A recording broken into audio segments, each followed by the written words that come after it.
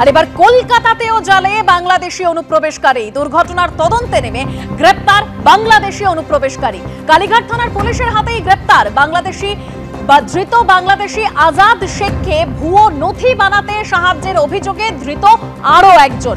18ই মে কালীঘাটে গাড়ির ধাক্কায় জখম নেতাজিনগর থানার এএসআই সুসেন দাস। অভিযুক্ত গাড়ি চালকের লাইসেন্স বাজেয়াপ্ত করতেই পর্দা ফাঁস হলো।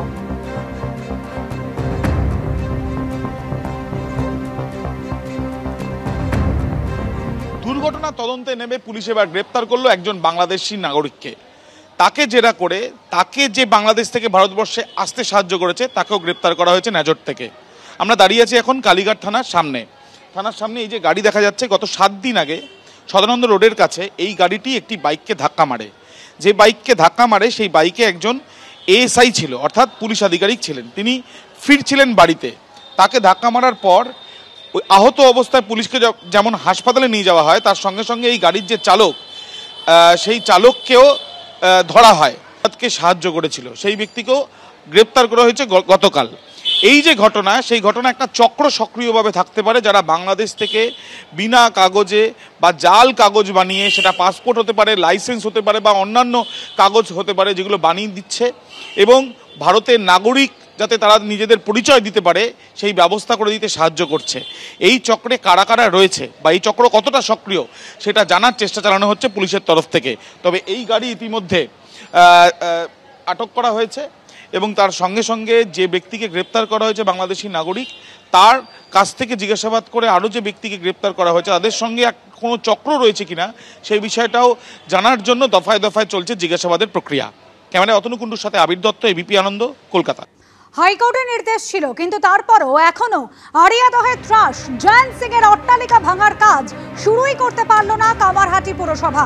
এবার কলকাতা পুরসভার দ্বারস্থ কামারহাটি পুরসভা। আড়িয়াদহে ত্রাস জয়ন্ত সিং এর বাড়ি ভাঙা নিয়ে কলকাতা পুরসভার ডেপুটি মেয়রের সঙ্গে কথা কামারহাটি পুরসভার পুরপ্রধানের। জয়ন্ত সিং এর বাড়ি ভাঙার জন্য কামারহাটি পুরসভাকে আগেই 4 সপ্তাহ সময় একেবারে বেঁধে দিয়েছিল কলকাতা হাইকোর্ট। বাড়ি ভাঙার সময় বৃদ্ধি নিয়ে এরপর কলকাতা হাইকোর্টের দ্বারস্থ হয় কামারহাটি পুরসভা। আগে তো 2টি তলা ভাঙুন কামারহাটি পুরসভাকে ভৎসনা করে মন্তব্য করেন কলকাতা হাইকোর্টের বিচারপতি। তারপরেও কিন্তু বাড়ি ভাঙার কাজ শুরু হয়নি, আর এবার কলকাতা পুরসভার দ্বারস্থ হয়েছে কামারহাটি পুরসভা।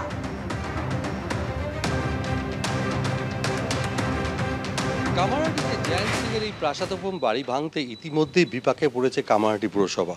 গত শুক্রবার এই বাড়ি ভাঙার জন্য দরপত্র চাওয়া হলেও এখনও পর্যন্ত কোনো সংস্থা দরপত্র জমা দেয়নি। পুরসভা সূত্রে জানানো হচ্ছে যে আগামীকাল অর্থাৎ সোমবার দরপত্র জমা পড়তে পারে। কিন্তু এই প্রাসাদোপম বাড়ি ভাঙতে নানা রকম সমস্যার সম্মুখীন হতে পারে যে সমস্ত সংস্থাগুলি এই বাড়ি ভাঙার দায়িত্ব নেবেন, কেননা স্বল্প পরিসর রাস্তা, সেক্ষেত্রে যন্ত্রাংশ ভেতরে প্রবেশ করানোর ক্ষেত্রে একটা সমস্যা দেখা দিতে পারে। সেই কারণে কামারহাটি পুরসভা ইতিমধ্যেই শরণাপন্ন হয়েছে কলকাতা পুরসভার।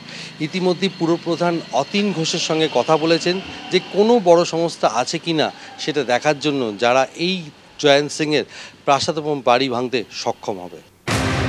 কলকাতা হাইকোর্টের তরফ থেকে একেবারে 4 সপ্তাহের সময়সীমা বেঁধে দেওয়া হয়েছিল জয়ন্ত সিং তার যে সাদা অট্টালিকা, দুধ সাদা অট্টালিকাটা ভাঙবার জন্য। যদিও তা করতে পারেনি কামারহাটি পুরসভাকে, এখনো পর্যন্ত সেই বাড়ি ছুঁতে পর্যন্ত পারেনি। আর এবার কলকাতা পুরসভার দ্বারস্থ হয়েছে কামারহাটি পুরসভা।